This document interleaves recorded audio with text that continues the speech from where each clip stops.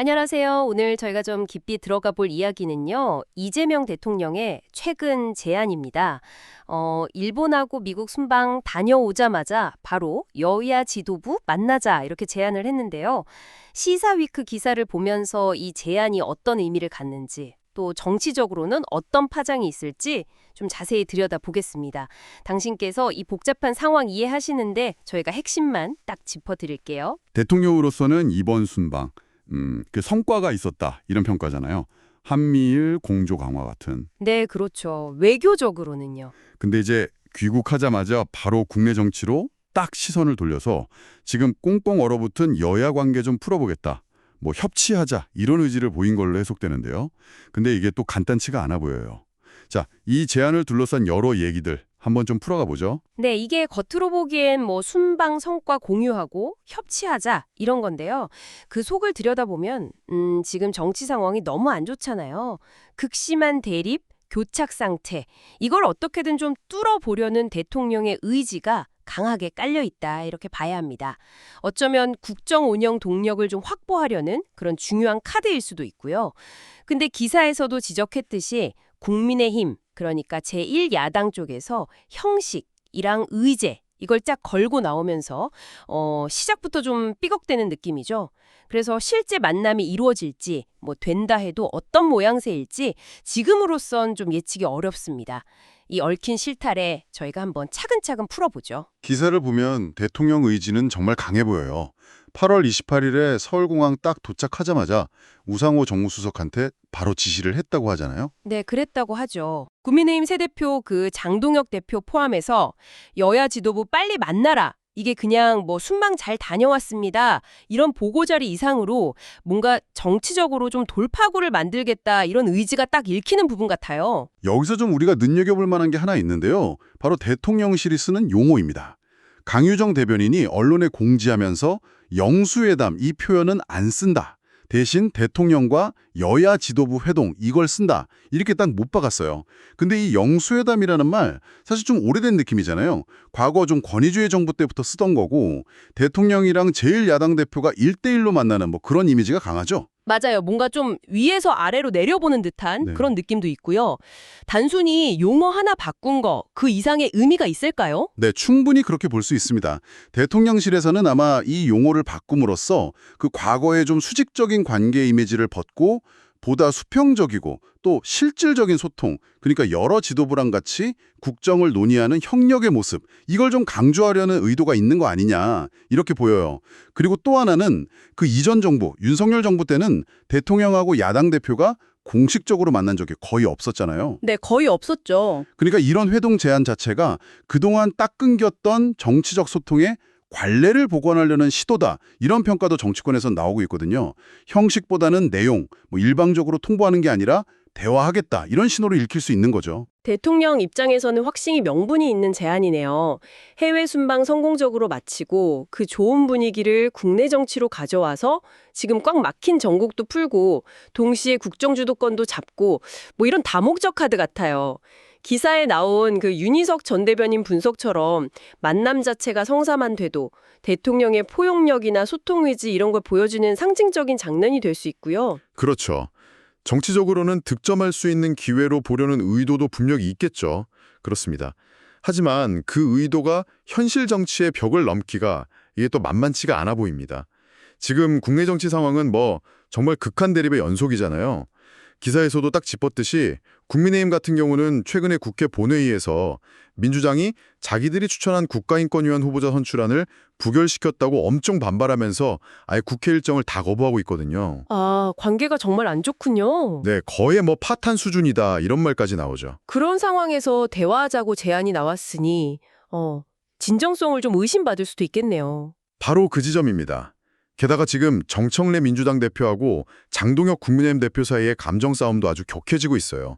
특히 정 대표가 예전에 그 윤석열 정부 때 있었던 비상계엄 시도 관련해서 내란 의혹 이걸 다시 꺼내면서 장 대표를 막 압박하고 장 대표는 또 왜곡이다, 망상이다, 정치 공세다 이러면서 굉장히 불쾌해하고 기본적인 신뢰 자체가 거의 무너진 상태랄까요?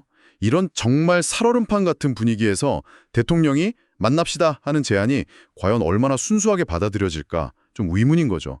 이런 맥락을 생각하면 야당 반응이 그냥 트집 잡는 걸로만 보이진 않을 수도 있어요. 그렇군요. 그럼 야당, 그러니까 국민의힘 반응을 좀 더 자세히 봐야겠네요. 장동혁 대표 입장이 참 흥미로운데요. 일단 공식 제안 오면 검토는 하겠다. 근데 덥석 받지는 않겠다. 이런 태도예요. 형식이랑 의제를 먼저 논의해야 한다. 이 조건을 내걸었잖아요. 이게 그냥 실무적으로 절차 조율하자는 걸까요? 아니면 뭔가 좀 정치적인 계산이 있는 걸까요? 아마 후자일 가능성이 좀 높아 보입니다. 장 대표가 한 말을 좀 주목해야 하는데요. 기자들 앞에서 제1야당 대표와 영수회담이라는 분명한 형식과 절차가 있을 것, 이렇게 말했어요. 이게 대통령실이 제안한 대통령과 여야 지도부 회동, 그러니까 여러 명 같이 만나는 형식하고는 좀 결이 다른 얘기죠. 아, 네, 그러니까 대통령하고 여러 여야 지도부가 우르르 같이 만나는 그림보다는 대통령하고 제1야당 대표 딱 둘이서 만나는 그 전통적인 영수회담 형식을 더 선호한다. 이런 속내를 슬쩍 내비친 걸로 해석이 돼요. 그렇군요. 그러니까 대통령실은 다 같이 모여서 두루두루 얘기합시다. 이런 느낌인데 야당 대표는 아니다. 나랑 대통령이랑 1대1로 제대로 마주 앉아야 한다. 이런 입장이군요. 단순히 만나는 방식 차이가 아니라 만남의 성격이나 무게감에 대한 생각 자체가 다른 것 같네요. 정확합니다. 여기서 이제 중요한 질문이 생기는 거죠. 왜 야당 대표는 1대1 형식을 고수하려고 할까? 뭐 여러 가지 해석이 가능한데요. 첫 번째는 여러 명이 같이 만나면 야당 대표 목소리가 좀 묻힐 수 있다. 이런 걱정이 있을 수 있죠. 여러 참석자 중 한 명이 되는 것보다 대통령의 직접적인 상대로서 존재감을 좀 더 부각시키려는 의도일 수 있고요. 두 번째는 영수회담이라는 형식 자체가 주는 그 정치적인 무게감, 이걸 활용하려는 걸 수도 있습니다. 이게 그냥 의견 교환하는 자리가 아니라 중요한 국정 현안에 대해서 실질적으로 협상하거나 담판을 짓는 자리다. 이런 의미가 좀 있거든요. 회담의 격을 높여서 야당의 위상을 좀 강화하려는 전략적인 판단일 수도 있겠군요. 네, 그런 계산이 깔려있을 가능성이 충분히 있죠. 그렇다면 대통령실 입장에서는 이런 야당 요구가 상당히 좀 껄끄럽겠네요. 자기들이 제시한 지도부 회동 취지가 좀 희석될 수도 있으니까요. 맞습니다. 대통령실 입장은 강훈식 비서실장 발언에서 좀 엿볼 수 있는데요. 강 비서실장이 기자간담회에서 야당이 논의하고 싶은 어떤 주제로든 논의해 볼 수 있다. 이렇게 의제에 대해서는 굉장히 열려있는 태도를 보였어요. 대통령의 소통 의지가 강하다. 이걸 계속 강조했죠. 일단 만나서 대화의 물꼬를 트는 게 중요하다. 이런 입장인 것 같습니다. 근데 동시에 야당이 내건 조건에 대해서는 좀 불편한 기색도 내비쳤죠. 네, 바로 그 점이 중요합니다. 강 비서실장이 의제가 안 맞아서 못 만나겠다거나 형식이 안 좋아서 못 만나겠다는 것에 대해선 조금 이해하기 어렵다. 이렇게 말했거든요. 이건 야당이 내건 그 형식, 의제 사전 협의 요구에 대해서 사실상 만남 자체를 좀 발목 잡으려는 거 아니냐. 이런 불만을 좀 애둘러서 표현한 걸로 볼 수 있습니다. 그러니까 정리하면 대통령실은 일단 만나고 그다음에 논의하자. 이걸 선호하는데 야당은 아니다. 먼저 조율하고 그다음에 만나자. 이렇게 주장하면서 지금 힘겨루기를 하고 있는 거죠. 명분은 소통과 협치인데 실제로는 만남의 주도권이나 성격을 누가 정할 거냐. 이걸 두고 양측의 정치적 계산이 부딪히고 있는 겁니다. 자, 그럼 지금까지 나온 얘기들 한번 정리해 볼까요?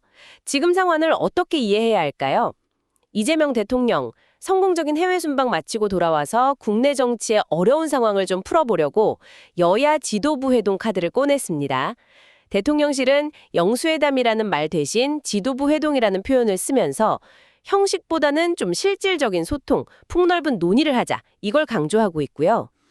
네, 근데 반면에 제1야당인 국민의힘, 특히 장동혁 대표는 공식 제안 검토는 하겠다면서도 형식과 의제를 먼저 조율해야 한다. 이렇게 요구하고 나섰습니다. 특히 대통령과 야당 대표가 1대1로 만나는 거, 그러니까 영수회담 형식을 더 선호하는 듯한 태도를 보이면서 대통령실 제안과는 좀 다른 그림을 그리고 있죠. 결국 대통령실이 원하는 다자회동하고 야당 측이 생각하는 것 같은 1대1 영수회담, 이 두 가지 형식 사이의 차이를 어떻게 좁힐 거냐, 이게 첫 번째 관문이 된 셈입니다. 이 만남의 틀을 짜는 초기 단계 줄다리기가 생각보다 좀 길어지거나 아니면 아예 합의를 못하면 어떻게 될까요? 모처럼 마련된 대화 기회가 그냥 사라져버릴 수도 있겠네요. 네, 충분히 그럴 수 있습니다. 만약에 회동 자체가 무산되면 여야 관계는 더 차가워질 거고 정치적 불신은 더 깊어질 수 있겠죠.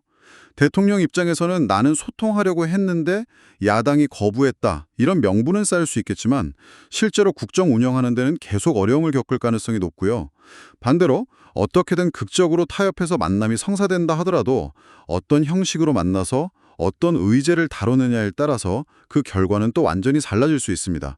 형식의 합의에도 이제 의제 조율하면서 또 다른 갈등이 나올 수도 있고요. 결국 이 만남 제안 자체가 이미 상당히 고도의 정치 행위군요. 그냥 단순히 소통하자 이걸 넘어서 양측의 수싸움이 아주 치열하게 벌어지고 있는 현장 같아요. 어쩌면 이게 지금 한국 정치의 그 경직된 현실을 딱 압축해서 보여주는 장면일 수도 있겠고요. 그렇습니다. 지금 보이는 형식 논쟁은 어쩌면 빙산의 일각일 수 있습니다. 그 물밑에는 서로에 대한 아주 깊은 불신, 그리고 각자의 정치적 이해관계와 계산이 복잡하게 얽혀 있을 겁니다. 과연 이번 제안이 정말 진정한 협치의 시작점이 될 수 있을지, 아니면 그냥 서로 입장 차이만 확인하고 돌아설 또 한 번의 정치적 이벤트로 끝날지, 혹은 아예 시작도 못하고 좌초될지, 이건 좀 더 지켜봐야 알 것 같습니다. 이 과정 자체가 당신께서 현재 한국 정치의 역학관계를 이해하시는데 중요한 단서라 될 수 있을 겁니다. 네. 오늘 저희가 시사위크 기사를 통해서 살펴본 이 상황, 대통령의 회동 제안과 이를 둘러싼 여야의 줄다리기, 이걸 보면서 당신은 어떤 생각을 하셨나요? 겉으로 드러난 이 형식 논쟁 그 이면에 숨어 있는 여야가 근본적으로 서로 믿고 협력하기 어려운 더 깊은 이유나 구조적인 문제가 있다면 그건 뭘까요? 그리고 이 기사에서 직접 다루진 않았지만 잠시 생각해보면요.